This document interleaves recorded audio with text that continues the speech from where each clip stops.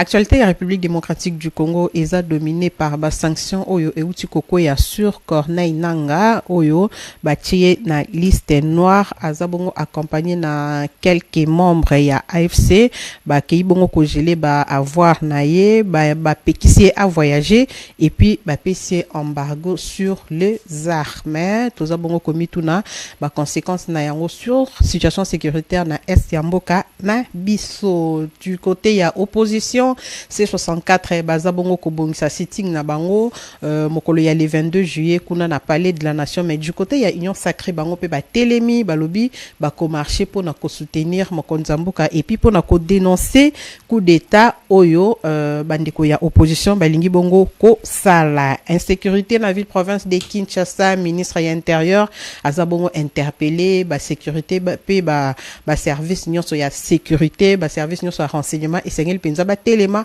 pour na côté limela likambu oyo ya ba braquage ba kidnapping pe denge baza ko boma batu surtout mingi côté ya commune ya Makala. Kinshasa mingi na ngambo ya Changu et là penza et lamba ya sika grâce ya savoir faire ya le lieutenant général Kasongo Kabwik oyo azako kamba service national azalaki bongo accompagné na quelques bâtisseurs oyo bazalaki ba ancien kuluna babandi penza kosala musala na bango sur demande ya mokonzi mboka oyo anomaki na katia task force bandiko balandi Africa Cool Télévision mbote na bino toza bongo mokolo ya le 17 juillet 2026 toye ko commenter actualité ya mboka na biso avec mon mboka Vini Kasongo ndeko Vini mbote. Mbote mamami, mbote na ba téléspectateurs, nyonso bazui libako kolanda biso na Africa Cool. Merci pour l'invitation.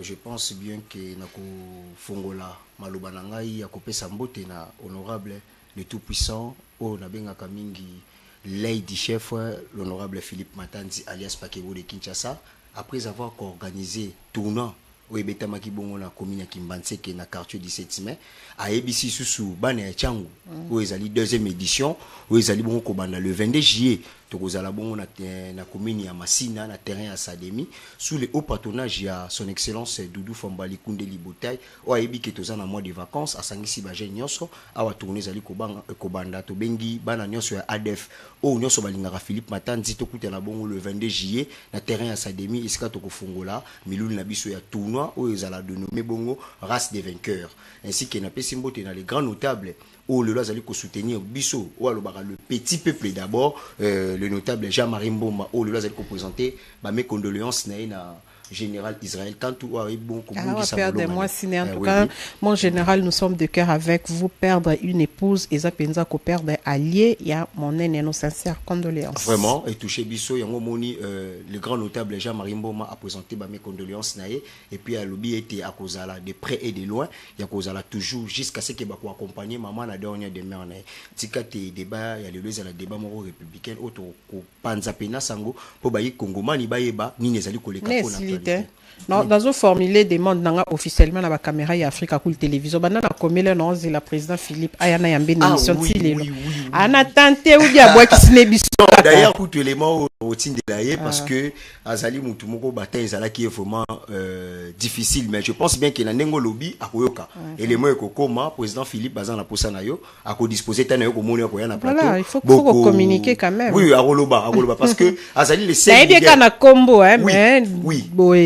Le seul leader ou accompagné par son chef de l'État la ville à Kinshasa ainsi que la province parce que batebeli ba kanisa lelo ADF ezaka awate ezana Kolwezi ezana Congo central ezape na 24 communes à ville à Kinshasa yango moni ke baktionner le kebele président Philippe Mbela no ngwane pesami je pense qu'il est au commissariat. Merci beaucoup, nous espérons qu'il a répondre positivement na invitation la biso ndeko Vini Kasongo tongo ya lelo penza eningani comité de sanctions ya conseil de sécurité ya Nations Unies bakei bongo ko bakisa bake ko durcir temps babeti loboko na mesa babi assez bake ko bakisa ba sanction sur Corneille Nangaa bake ko geler ba avoir naye ba interdire ko voyager et puis ba PC embargo ya ba arme réaction na yo en tant que congolais en tant que ba oyo no so baza ko bunda pona likambo etali insécurité pona likambo etali situation sécuritaire na est République démocratique du Congo nouvelle wana oyambia ngengeni. En tout cas mama miss place nazalaki vraiment nouvelle moro yesengo parce que le lo moni biso tozali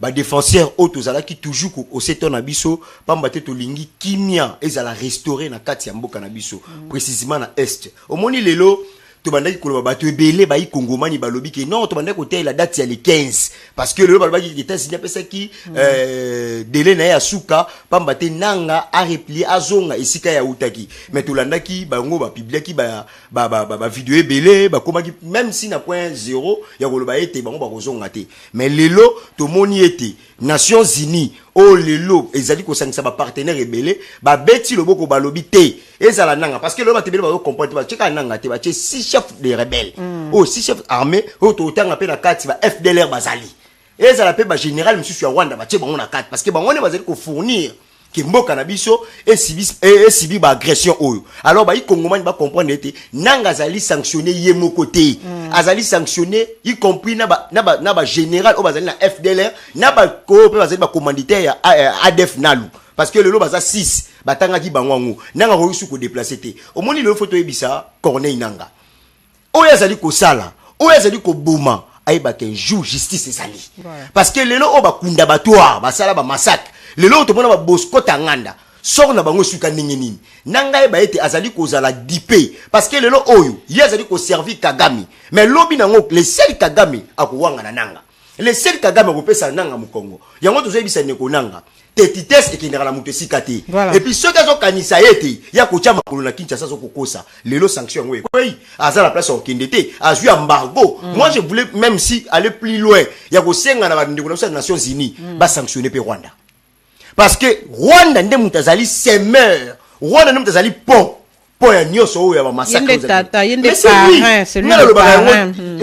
chaque fois que Kagame azali mutu oyo fallait biso tokanga ye tant que Kagame a continué massacre na est tant que facha ozala kaka biso tous ces ba ikongomani belé balo bateke non tozali ko bateke non pouvoir toujours répéter tozali ko yebisa bango vérité parce que Fachi azali le seul président on lelo à mettre hors d'état de Kagame libanda parce que biso tozali ki ba communicateur tant tozali en opposition to na ko robela Kabila te to na ko ba ko tité kombo ya Kagame te mais Fachi ya lobi niet Fachi so ke le kwande ko na to mona be monsieur le kai belé Fachi lobi ni ke Kagame c'est mon frère ba comprendre ki ngote aluki ete kimia ezala yebisa biso lingi nini yo luka rapona roboma mais Kagame amona ko ke non Fachi azali bête ba benga na ba terme oui au pater azali mutu bon mais lelo yiwana azali na tourbillon lelo bateau ya utiliser bakomi na suka parce que nanga kitamata nanga sera arrêté. Oui, ça c'est sûr. Même Berthe Bissi moi, tozolo ba yango awa. Parce que bateau bazoboma, nazo kamande bazolo ba déclaration ba que non, ba ko mettre nini kimia ni ba waza ko sala. J'ai des frères na Goma. Lelo ba ko futi sa bango ba taxe. Est-ce que ba population ba yebi ete nanga restaurer le moko boy na lopangu chaque parcelle na Goma. Ils ont foutu à $1000. Tout mi ça ba révélation a. Chaque parcelle est où ça $1000 mais oui bah comment mbongo ndo tio za bayer 1000 francs ou $1000 $1000 je le dis bien je pèse même mes mots l'intérieur banda ko ezaka moins cher quand même ata biso ana kishasa déjà ka futsa bon on tonga na nzila donc place yo sombio propriétaire à lopango comme futa $1000 soko futite ba bengani yo botolo lopango voilà bato bino so benga ba sauveur voilà bato bino so ba ke ba ko bikisa mboka mais botela banduko na so passion bazali komona botela banduko na so souffrance bazali komona. Et puis combien de papa unanga botoli na Goma. Et puis combien de batou, famille. Et puis naza la message moi qui na groupe. Bah comme il enlever ba jeune garçon par force. Bah mais bon on a armé. Yango le to saluer décision des Nations Unies. To pesi bango longonia.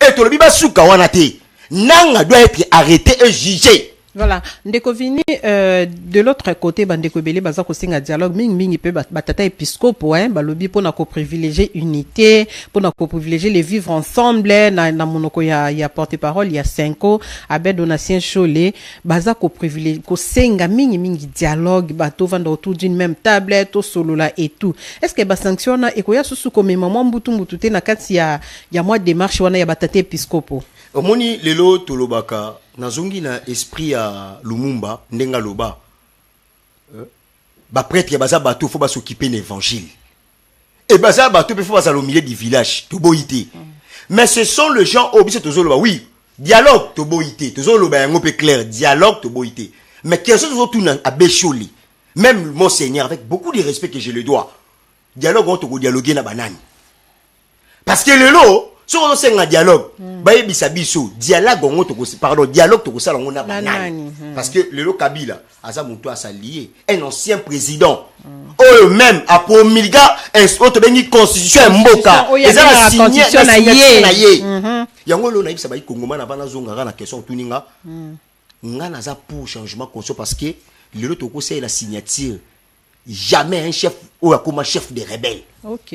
Il faut changer constitution parce que on est permis ba motivation il y a changer la constitution. Oui, surtout pour la parce que to c'est la jamais constitution, il y a un président de la République signé par un président de la République, oh là comme chef des rebelles. C'est là que normal mais Tokoki jamais constat une constitution signée par un ancien président devenu chef rebelle. Il y a un lobby motivation la ngwa. On est dans humiliation, c'est ça. Voilà, il y a toujours ça ba Congoman.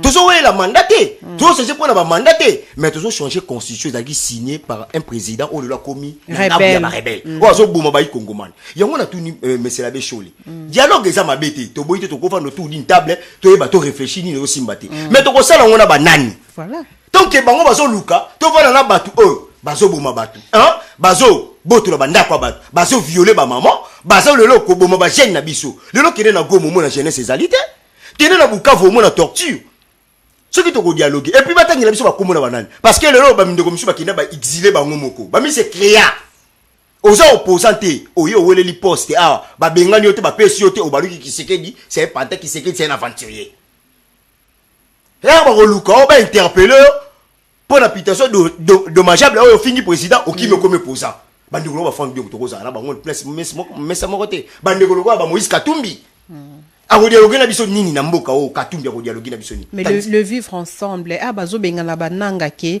a voyager te batuni binoti to motolandi bat na bango ba lobi ba ko kendo puis baza na mboka na bango mboka ni nanga za nango. Non, parce ils sont en RDC, ce sont des Congolais, bah, vendus dans RDC, la province ni. S'ils sont vraiment des Congolais, est-ce que nanga ko sala ba tiwa zo sala? C'est ça là, biso to poser la question. Ti zo ba ke ba benga na bango, ko to tuni bango. Ba zo na Rwanda, pays na bango za Rwanda, non? Parce que c'est le Rwanda qui les entête, pas qui na Rwanda, pas que le gouvernement parce que biso to lo ba ki yango. Ce qui nanga e ba ki za vrai Congolais. Bisimo, Bisimo c'est un ancien chef des rebelles, to ko tanga kombolete. Ya za mutu bo ba ko pandre boy. Bertin Bisimo. Mais mami bino bozali ba ipandi sango Bisimo bandi guerre le lota oui combien de fois Bisimo yo azongi pakei ba Bisimo ba nani mususu o Nyarugabo donc bango vi na bango ba viva na guerre cop na bango rébellion ndenge biso to tangi ba classe bo vandi comme ça là quand même journalisme Nyarugabo ba Bisimo et les autres bango cop na bango c'est la rébellion c'est pas normal. Sérieux. Asiko, chaud les autres senga biso, to vana na batu lokwa ya bongo. Talana. Nyabugabo était ici sénateur non? Sali na biso parce que moi c'est que se retrouver kuna ndenge. Et puis jour, je me rappelle, bon c'est rappelé jour bazo voter loi au ba pekisa ba mixage, ba brassage. Voilà. C'était les seuls à Télémabi, ceux qui bobo i makambwana. Non aloba beaucoup supporter ba conséquent, il a même menacé la République. Voilà. Et chose grave, avec des révélations, ils ont travaillé avec un ancien président. Zaki n'a nationalité mon douté. Et puis ce que tout le monde passe. Moi je pense que Abbé Chouli, bâti les vidéos, Monseigneur Fidola Mbongo, avec beaucoup de respect parce que ma mère, père son âme, Aza catholique, oh vraiment makila, atika ngape na utakuna. Toujours c'est ngana bango dialogue, oui.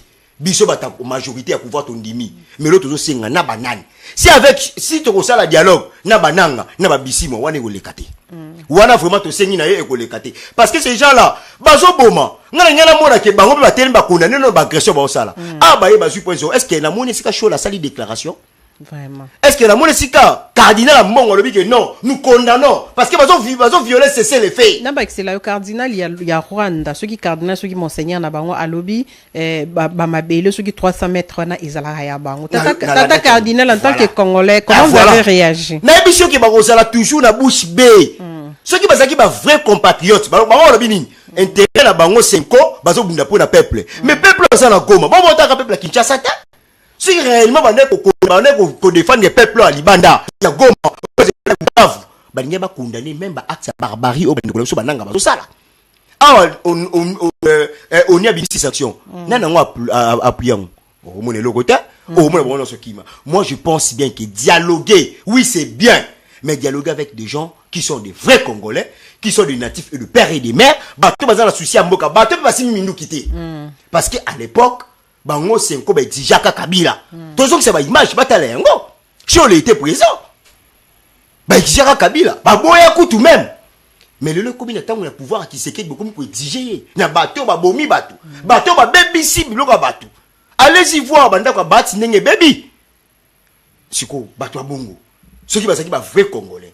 Moi, je pense bien qu'il place na bango izawate. Voilà, merci beaucoup Ndeko Vini. To kine nangambo ya coalition C64 oyo ba confirmé tenue ya marche na bango mokolo ya mercredi 22 juillet 2026 à wana Kinshasa, point de chute ekozala palais de la nation oyo balobi baza ko préparer un mémo ba ko remettre na mokonza mboka Félix Antoine Tshisekedi Tshilombo. Ndeko réaction na yo tout en sachant que du côté ya Union Sacrée pe bakanyi mabo côté to monaki professeur Mbata alobi bango pe jour na bango pe ba ko marcher pour na ko soutenir mokonza mboka et puis ko dénoncer de marche ya bayi opposition. Réaction na yo. En tout cas, mama miomoni na lobaka elenga démocratie ndeyango. Voilà. Elenga démocratie parce que bandeko na biso o nazo benga bazo travailler sous l'impulsion de ndeko na biso Joseph Kabila. Banani sous l'impulsion de Joseph Kabila. Mais bandeko Kabundi. Bandeko tangi à C64. C64. Ah, mais oui. Ah, est-ce que Kabunda ko travailler na Kabila Oh, moko mais combattre mutu lelo lo bio travailler na eza normal. Marambo no lingana loba lelo j'ai sali le courage ya camarade Nabiso maître Fall Mambo en prison ou auta na Acha. Je pense ndeko lisusu bandeko ba uta ko longwa ndeko na biso Josué je pense au juillet ah ouais biso Marambo no loba moi ça Kabunda yebia mope oui oui omoni lelo to lingara to yebisa ba ikongomani vérité opposition ba benga C64 o ba lobi que non qui s'était dans linga violer constitution non ba ketsenga oyebi lelo to bi ba ki représenter mémorandum na bangwana na kata contenir lelo ni ba oloba il faut démissionner mais mama na ndenga ngoto ki de notre zonga est-ce que banoso bazala raison est-ce que mandat chef d'état comme na souka tant que solo ba été nous sommes entourés avec des diables et des ennemis. Ce sont les C64 wana ngala loba ngo toza ebelete après 2 mois C64 ko panzana ndeko na biso wana kulu tunanga bolojo so loba ngo wana ti alobi ku to senga ye panzana na l'immédiat lelo ekokamusanga nazo mona Kabundi tala no de basangani Kabundi un ancien juicier wa finga biso ozui ndeko na biso o la rébellion Délice Sanga un ancien rebelle ozui mutu lo Martin Fayulu manque de vision mutu azo donc na yebité ngala benga l'homme de turbulence ozui ndeko lo Moïse Katumbi qui a travaillé avec Joseph Kabila pendant 12 ans. Bah c'est réuni na moi aussi donc non bah monsieur soit dans mon opposition mon net ba Merlin vous on a ba distraction bah dans mona donc bah sangani na moi coalition mon initié par Joseph Kabila. Donc on qui n'a parlé de la nation mais ça place chef de l'état Mbaba Payat. Et ça place bureau chef de l'état.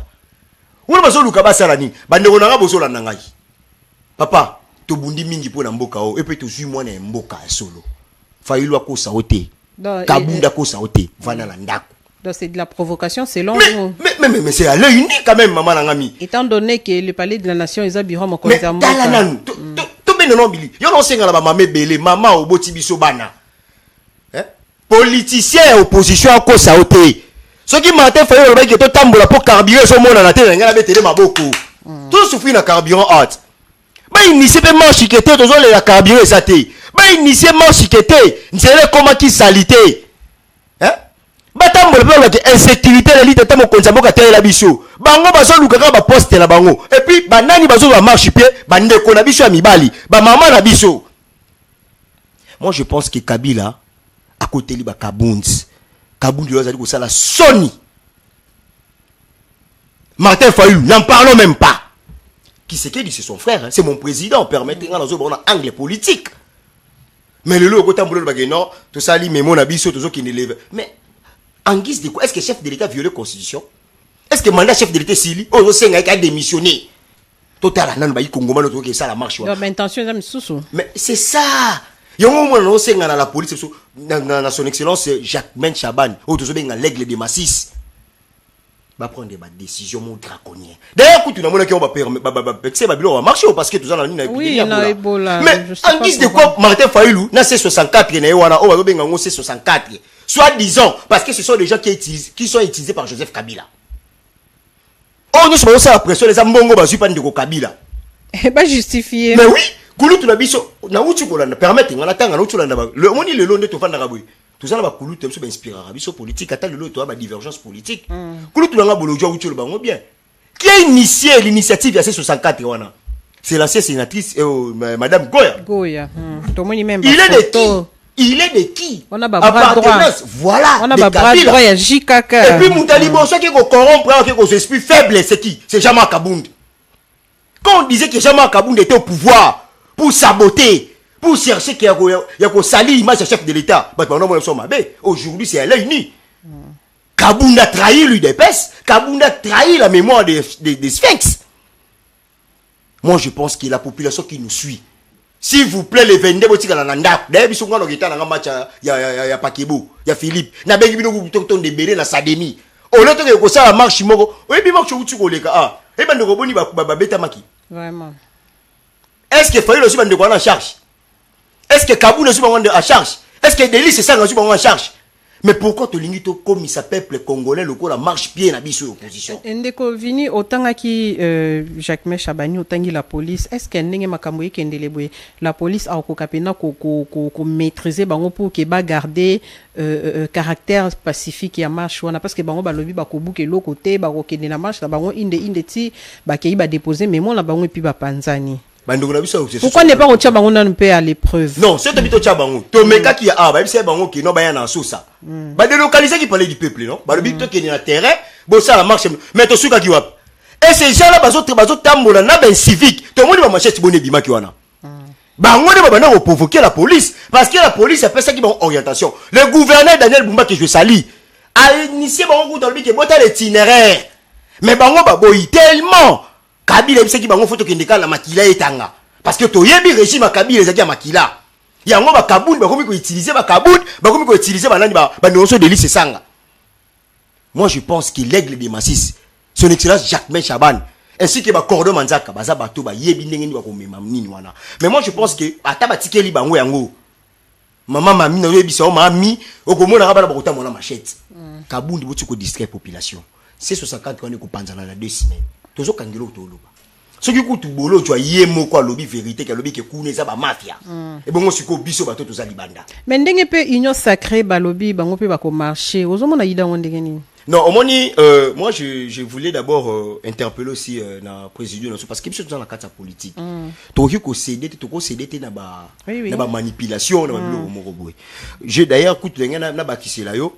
Ce qu'on a dit, qui l'excellence Augustin Kabouya pas le bic qui dépasse on prend les marches à Boyango. Le Monique Mbata pas ici. Oui, à un moment donné, interpellé le président du présidium. S'il vous plaît, tout sur la Mokonzamboka.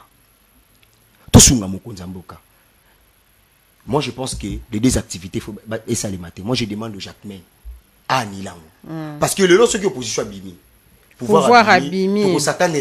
Oui, dérapage et moi, je pense que tous ces gens son excellence, monsieur le Jacquemin, hein, l'aigle des Massis. Les VPM. Oui, tous sous excellence Daniel Bumba. S'il vous plaît. S'il vous plaît. En général, quand tu as dit namna. Hier, on sera d'injonction. D'ailleurs, Azoli la madame, tu as ça l'intérim pour le moment, ils ont colonel Numbi. Voilà. Toujours ces gens s'il vous plaît, Bovanda, Bota la population. Parce que oh c'est 64 razo luka mutu ekozongi la biso na majorité toujours sengana mwana mboka Augustin Kabouya professeur Mbata s'il vous plaît tout ça la sens ya bonne éducation et image na biso et union sacrée botika mais moi je pense qu'il marche à niveau les kanamoté parce que le loba nonso na moni mémoire na bango ezata na sasté parce que mémoire na so na kati ba keluka mokonza moko tata e koto carabinier komi pasi tata e koto to moni ba criminel ba komi susu na tata mais to moni et ça ba poué wana te to moni ça ka non qui c'est que du droit démissionner voilà na mutu na bango bazo luka ba poste le loba ye ba yango ba parents bazo bimisa bana ba parents bazo tika ba ndeko na biso bazo tika ba ya na biso ba leki na biso lobby lelo une fois Kabunda za la pouvoir akoyeba teke mwana na kinene marche akoyeba teke mwana na bundaki na ye moi je pense que j'interpelle surtout Ming Baboti. Bobenda bana mino matoi. Parce que ce que Kabunda fait, il a trahi, il a craché. Le long on dit mais que initiative on ngala ndo chonga doute. Mais ngala monika oh babi c'est na melote na image sénatrice Gouin va otambola. OK, mission na sa mission était à sangisa bango. Sous commandement Joseph Kabila. Joseph Kabila ils ont tombé dans le piège en fait. Siko tel le kwa bongo. Mouto il failli le télémela plusieurs fois. Mouto Kabunda bengana. Et le loba ngwana bakomi ensemble. Donc bayibi ba makolo. Ah mais ndemo le bakolo. Donc Kabunda bayibi makolo. Bayibi ba makolo. Bayibi makolo ko moya ke nesu sezati. Donc makolo ne komi na Rwanda, makolo ne komi kota M23. Donc si je peux aller plus loin, ya koloba été Kabunda naba Martin Fayulu baza bato ba soutenir nanga.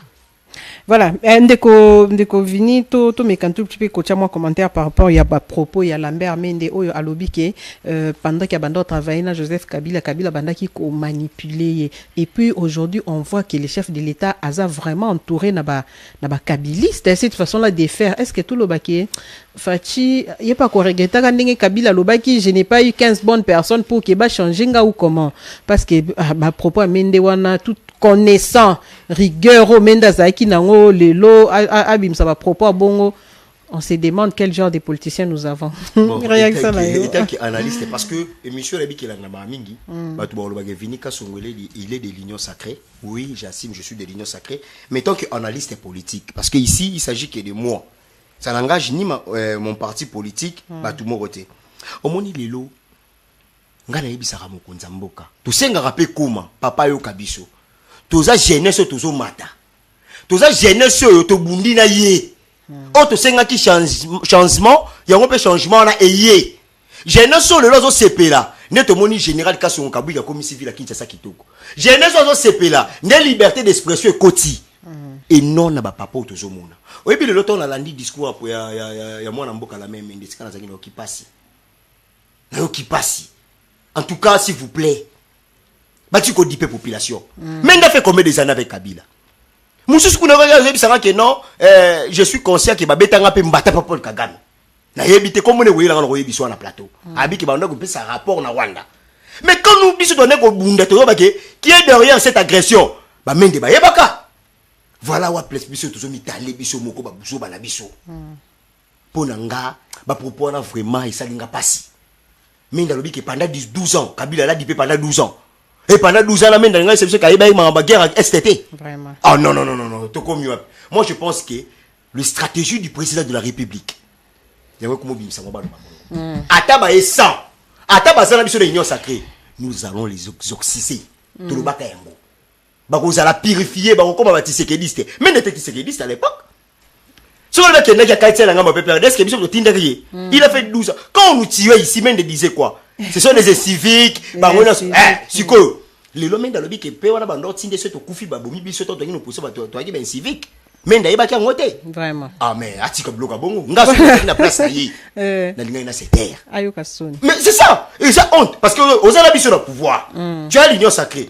Au lieu que le bic, non, Kabila m'a dit, en fait, c'est qu'après le BPM, sous soit quoi, au le tu sais qu'il m'avait dit, il y a un moment, le baquet, bah, discours, là, on dit, là, toi, on peut sater. Monsieur ton a posé un bateau parce qu'on accompagner. Et puis loyauté ça kana ba discours te na ba flatterie loyauté faut la sama na misala.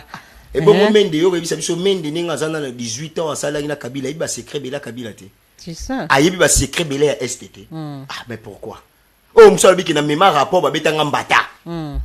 Pour nazo bégayer. Mais azala ni nazo. Mais est-ce que bateau ba ndeko batongu bazo boma biso bazo ya wana gomi quoi? Peut-être bazaki kuna contre volonté na bango ndeko vini. Mais ceux qui n'avaient pas de choix peut-être. Na lobby ceux qui contre volonté qui se qui a travaillé à l'été ici pendant 37 ans. Les Sphinx. Est-ce que c'est n'a pas biloko mo ba seda? Andima opposition pendant 37 ans. Le père à son âme. Yango biso Tolanda pendant 37 ans. Ce que bango bakoka ki ngote. Bango bakoka ki ngote. Comme le non peut-être bakina contre mais qui c'est que aussi aller le faire aussi quand même. Mais soit ça l'on te parce que c'est un vrai compatriote. Voilà, merci beaucoup Ndeko Vini. Assainissement, il y a vu le province de Kinshasa, Tomoni, bâtisseur, ancien Koulouna, Baza déjà à l'œuvre Ndeko Vini.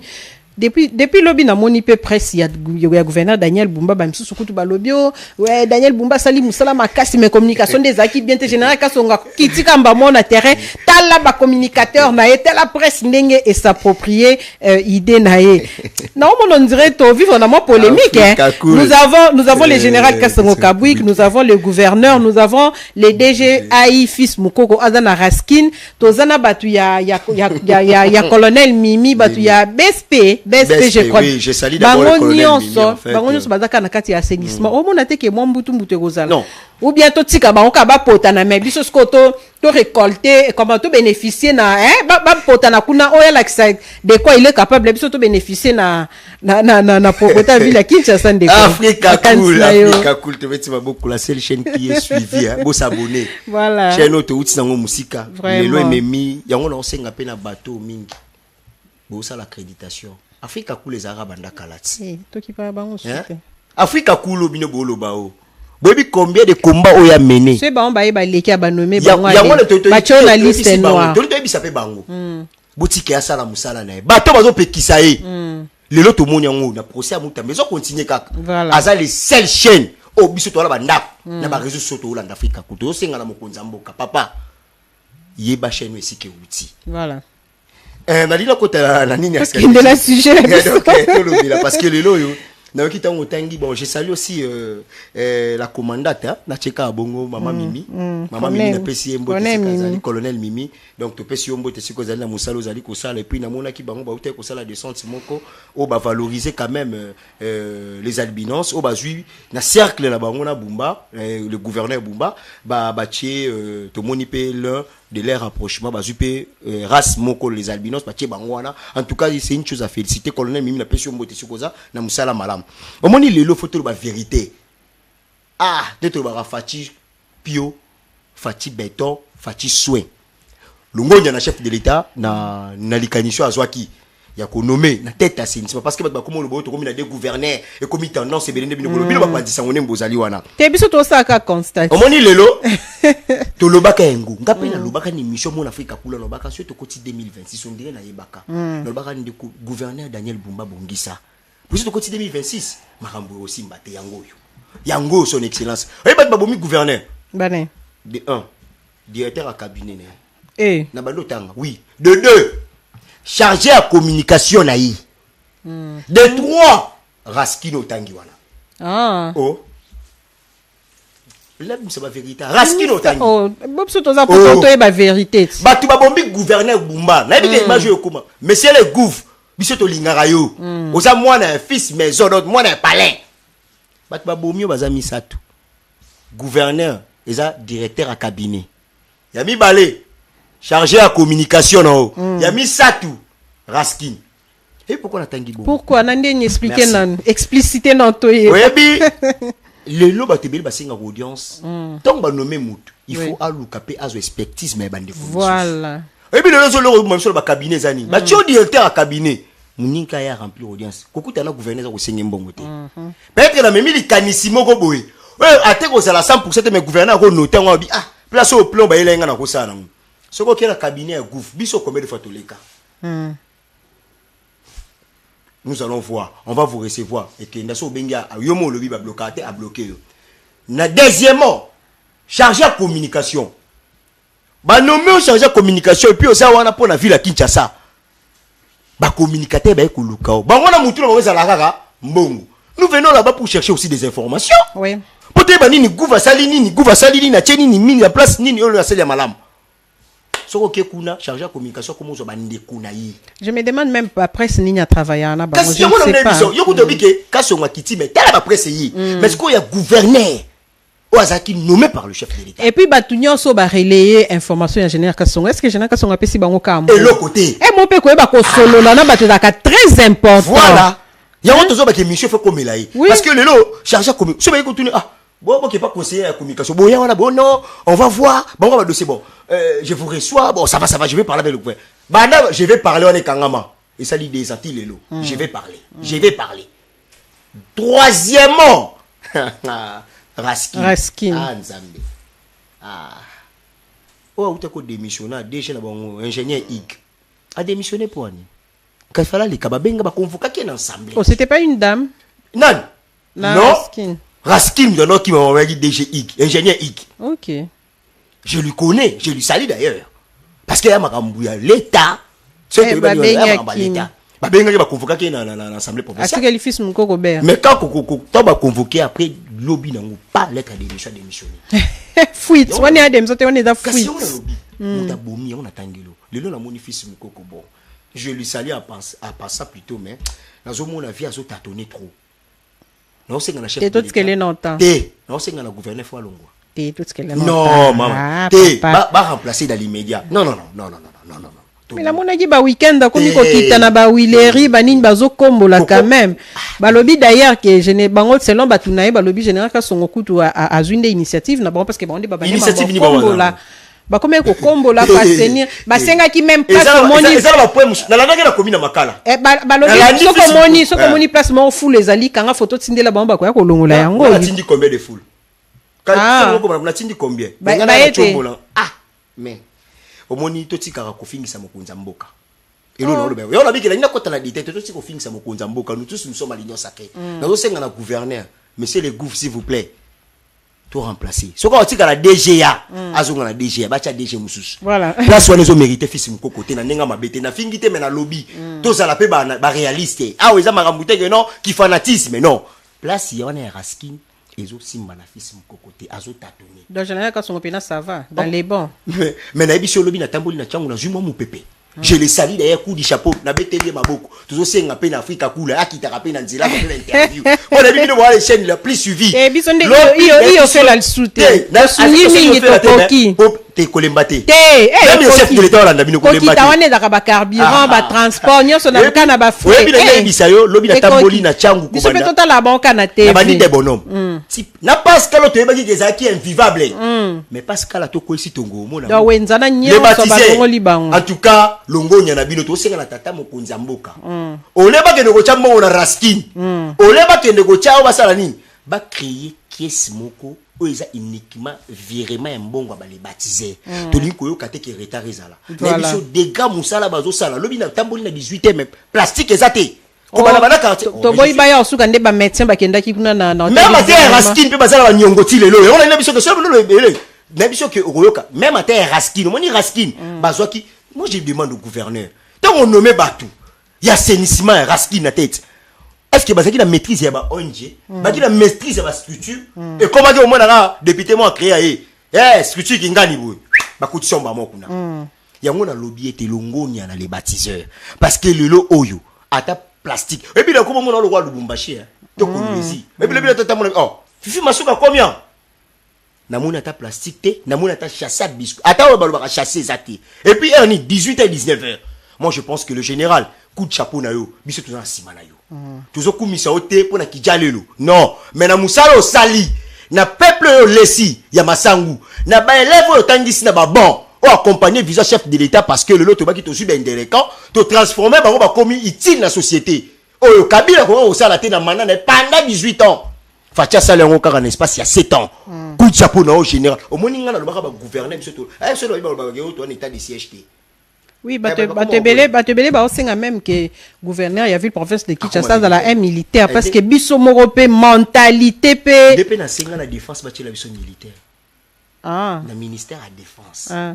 Bâti la biso. Mais avant nani, avant nani, Guy Modernvita, c'était un ancien militaire. C'était un ancien rebelle. Non, c'était pas militaire. Ah, papa. Oh. Mais tous sont à la Raskin. Mais c'est quand la vérité. L'histoire étudie les événements passés. Na fingité, mais tout nika. Tous sont en assainissement. Mais nous sommes en tout nika. Au lobby avant son excellence Guy Luando. Et pardon, Guy Modernvita. Bah chaka mounio dans le lobby non. C'est un ancien rebelle. On est qui militaire. Est-ce que militaire on est qui na armée congolais? Tout la histoire, l'histoire étudie les événements. Maman mina fingi mutu te mettre lobby. Ce qui peut ba chak gouverner, ngapé na singa rapé na chef de l'état. Nommez-les biso ata Luboya. Chef d'état-major ou soit ministre à défense. Parce que ce tobito zonga, to meki na civil et simbité. To meki pe na ba ancien rebelle na mboko et simbité. Mais to meki pe na ba militaire. To pe sa défense na militaire, mabe wa pinga na lobby. Et ça afi na ngana tangi koma mutu te na lobby nde. Parce que ba tebele ba militaire ngana tunya salaka militaire ya armée nini. Botangi la biso armée, unité nini. Parce qu'il fut un ancien rebelle. Le lieu a converti, tout sur le passé, mais attends, le passé, l'histoire étudie les événements du passé. Voilà, merci beaucoup. Nous espérons que Bakoyo Kambela Nayo, on va nous mettre un gouverneur militaire pour accoter. Même un ministre aussi militaire. Tout ça paye, un militaire. Accoter, il y a un membre de ça. Il y a qui m'a dit invite quand même à la qui de quoi il est capable. Il y a il est un tambour, bazako bunda. Bazo ça quand même moi quelque chose. Voilà, insécurité dans la ville province de Kinshasa, kidnapping et ça ko salama moi lilo ba pour que to clôture entretien les lois. Merci to komi peka na point ya gi moi d'invite parce que sécurité parce que le bateau bazo sala bazo semer terreur ce sont des éléments de la FARDC hein. Ah oui. Yagi Kulutu nanga papa nanga. Lelo commune ya Makala, je suis natif d'ailleurs, je salue tous les Makalois. Na yo qui passe yo bozo lela. Maman Mitterrand, n'est-ce pas, il y a 2 semaines, les FARDC ont commis 2 crimes. Babomi moi moi si, babomi moi na mobile que je salue paix à son âme GK. La quartier Malala. Et ça quartier on a fréquenté en autre et quand même dans quartier Tampa. Je suis natif de Makala batebele ba ba ngote vinika sur route. Na bima na commune wana weza délaissé. Oh le to bundi po le lo banzele kota. Oh le to lobelingo bila même. Son excellence Guy Mwadi Anvita. Papa les heures mes condoléances parce que nabi que bungisi mwana tokoki ko tchao passioté na mutu. Que tu as la l'aigle des Massis. En tout cas, toujours c'est un monsieur gouverneur de la ville. Boukoumès comme ça m'a la phase à suspendu. S'il vous plaît. Point. Monsieur le Boukoumès très compétent. J'ai aussi bien quoi ton angaï. Parce que c'est lui le responsable, c'est lui le numéro 1. Il est même déjà présenté chef de l'État. Et monsieur Bouchou le RTNC. On a même ta place en sécurité la population de là. Pour comme matin la bateau à Bakondi. Mais le Boukoumès a voulu comme mabaron na quartier à Mawanga, place à Monique et Batbaza bien non, ici nous vivons bien. Tandis que les gens meurent dans la commune de Makala. L'insécurité gagne coûte. Combien de populations montent au crémé? Combien de fois on a rédigé des lettres pour la commune de Makala? Monsieur le Boukoumès, s'il vous plaît, par le respect au monsieur de Sayo, il faut déposer les biseaux de mission parce que ton lembi jamais ma famille na biso, ma maman na biso ya commune Makala va vivre dans l'insécurité oyo. Jamais. Biso tout ça sur des batailles armées. On a envoyé une unité parce que on FARDC maman Mitterrand. Mais FARDC on est commis na Boutou chez Bamonio. On est pas traquer ben civique, on est pas traquer ben criminel. Bango est commis population. Na commune mo tout ça na des tueries. Okut no bakundité. Des meurtres. Merci. Okut no bakundité. Parce que yebisa biso. Étant que Congolais, étant que défenseur, il y a population là. Son Excellence Guy Mwadi Anvita. Ba continue biso ya FARDC. L'aigle de Massissi, VPM Jacquemain, s'il vous plaît, la population de Makala souffre. Population Makala zone la lembi. Population a voté qui son Excellence Félix Antoine Tshilombo Tshisekedi. Population a CP là. Na musala VPM Jacquemain aux ali ko sala. Population a ali ko CP là. Na musala oh moi Mwadi Anvita Guy azali ko sala. Ils ont laissé la population à souffrir. En tout cas, toujours c'est un interpeller, ou soit pour retirer unité à faire laisser la commune à Makala. Voilà, merci beaucoup Ndeko Vini. Tout ceci entretien absolument le mot de la fin pour tout clôturer. En tout cas, merci. On a ezali Essengo et puis Kozonga lisusu na Africa Cool, il y a ko partager pour na bayi Kongomani bayoka. Mot de la fin nanga ezali ka tozali ko yebisa population, tozana une grande activité zo démarrer le 22.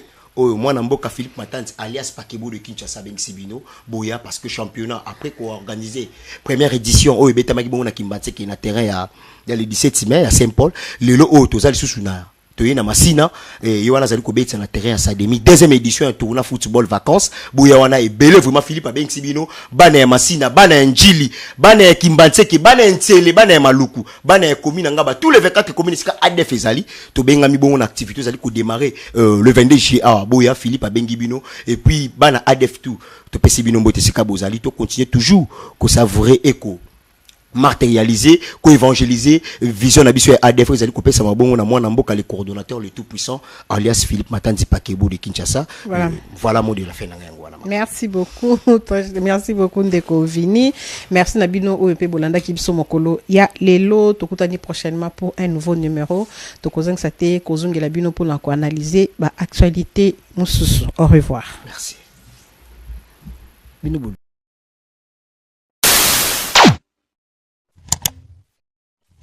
Africa cool. Et abena cool. Africa cool. Abena cool. Le quoi cool ma topi. Après toujours.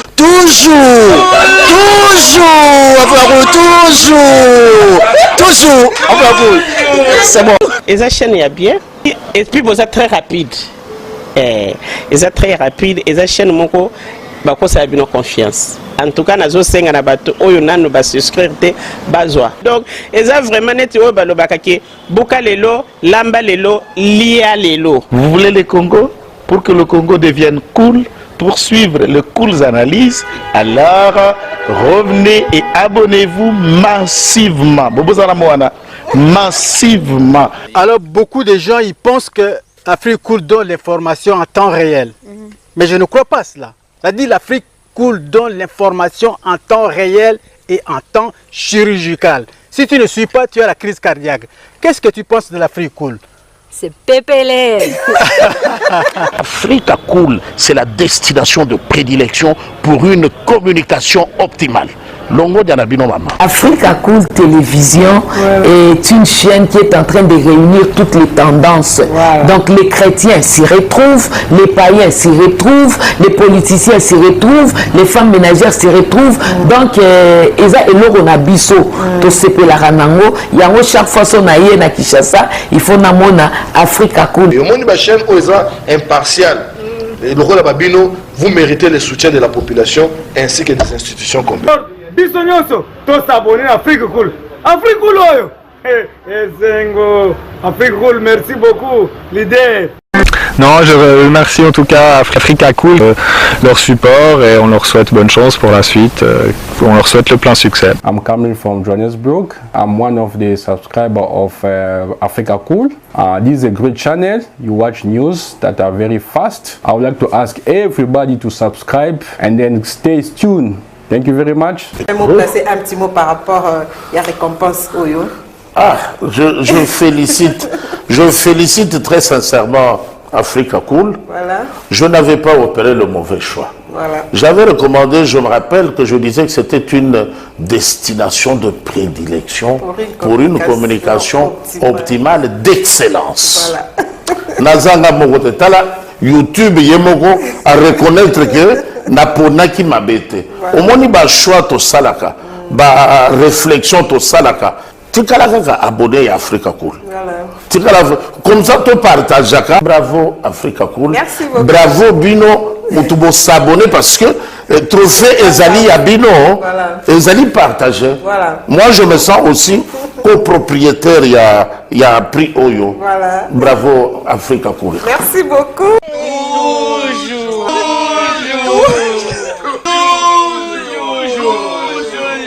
Voilà.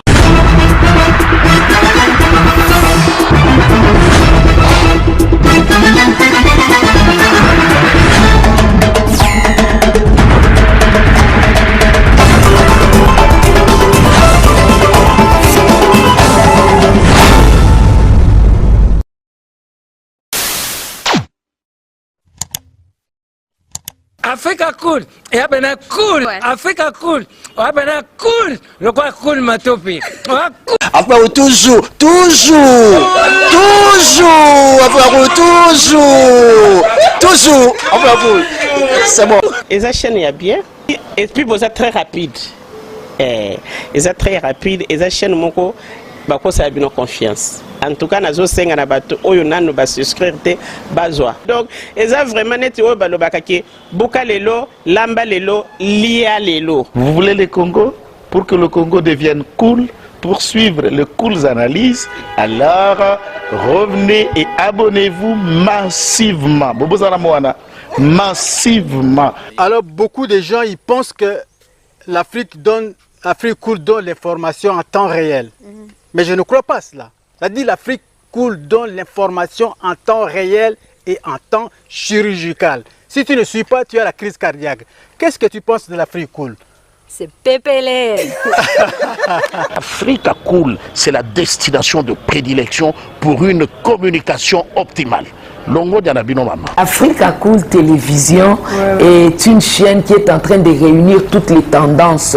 Donc les chrétiens s'y retrouvent, les païens s'y retrouvent, les politiciens s'y retrouvent, les femmes ménagères s'y retrouvent. Donc eza eloko na biso to sepela nango yango chaque fois son aye na Kinshasa il faut namona Africa Cool. Et au monde ba chaîne oza impartial. Et le rôle de Babino, vous méritez le soutien de la population ainsi que des institutions complètes. Biso nyonso to s'abonner à Afrique Cool.